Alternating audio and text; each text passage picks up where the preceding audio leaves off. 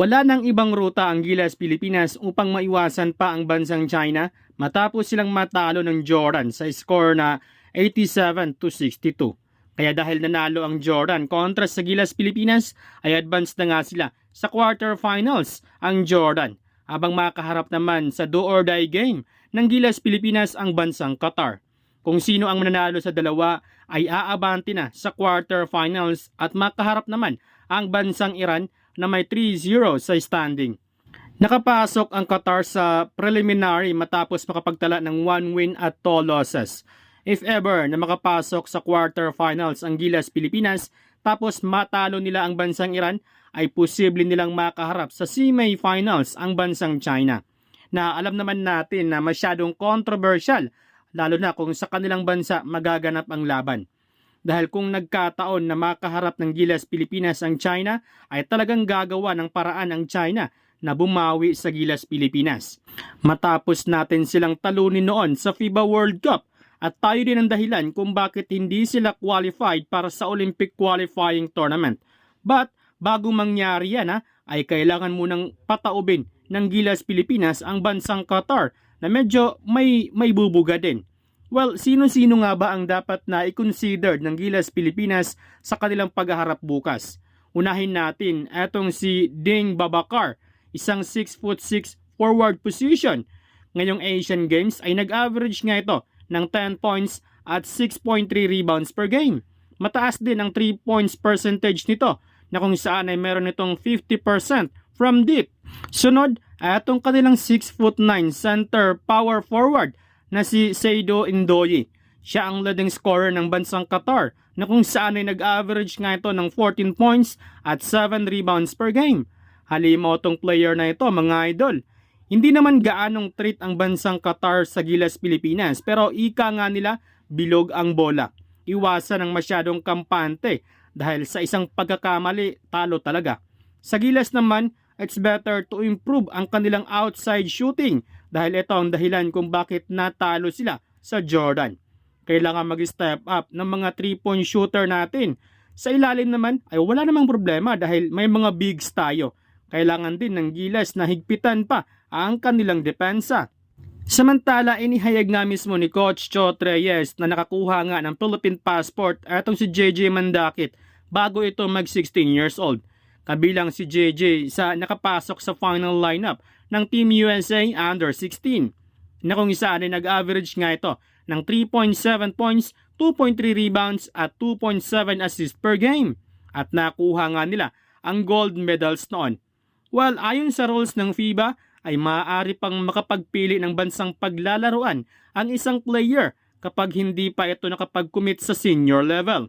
Well, sa scouting report ng ESPN ay nasa pang rank 83 itong si Mandaquit na may 4-star recruit class 2025.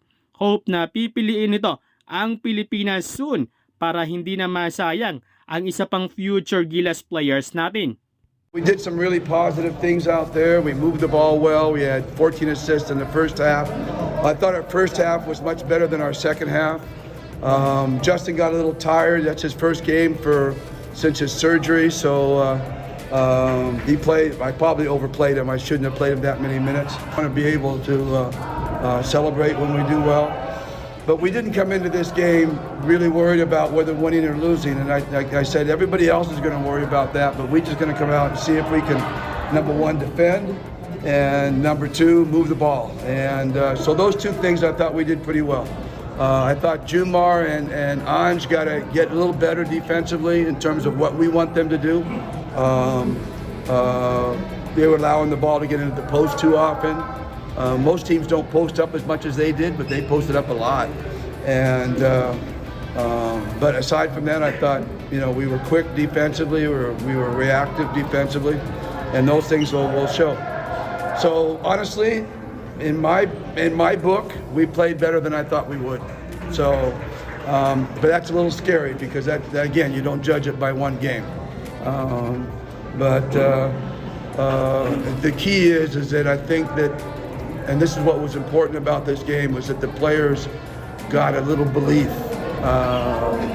with each other. They're starting to believe a little bit in each other. Maybe we can do something.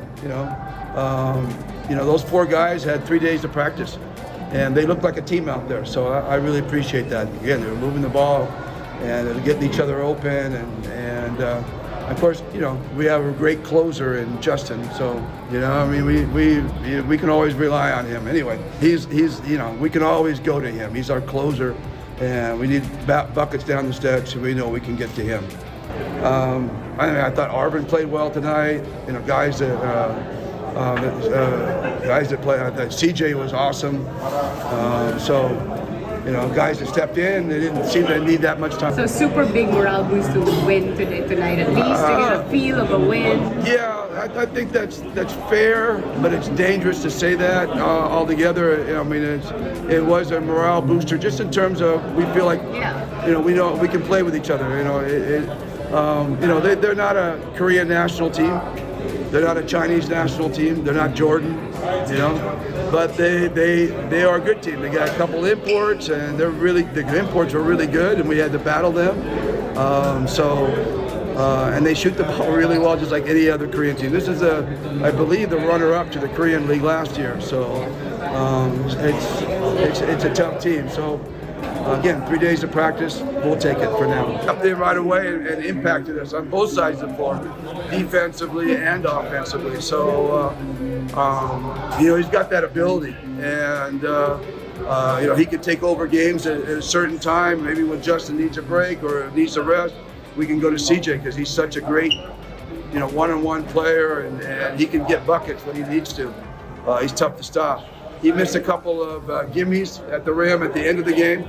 But, you know, you'll take those because most of the time those are going to go in. So, you know, and he's got a natural feel for what we're doing. Him and Calvin Aftana have a natural feel for, I may say, the triangle and what we're running. They have a natural feel. Calvin reminds me a lot of Kenneth Duremdes in the old days. Kenneth, when we traded for Kenneth in the old days, he stepped in and he was like great from day one. He ended up winning the MVP the year we traded for him. So Calvin has that same kind of feel. He just stepped in, he has a real good feel for it. And I think CJ, with more time, will also have the same. He doesn't have as much time as Calvin does, but I think he'll have that same feel also. It's, you know, and the regulars, you know, aside from his foul trouble was great.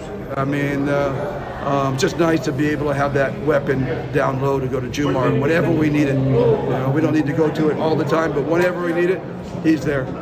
So I think the fun thing about all this is that everybody's enjoying, you know, learning and running the offense that we have. They like it. It's fun. Everybody's involved. The key is our defense. Since the new guys have come together, on the 4 new guys, we haven't worked one moment on defense. So we can feel we can get a lot better on defense as the tournament goes on.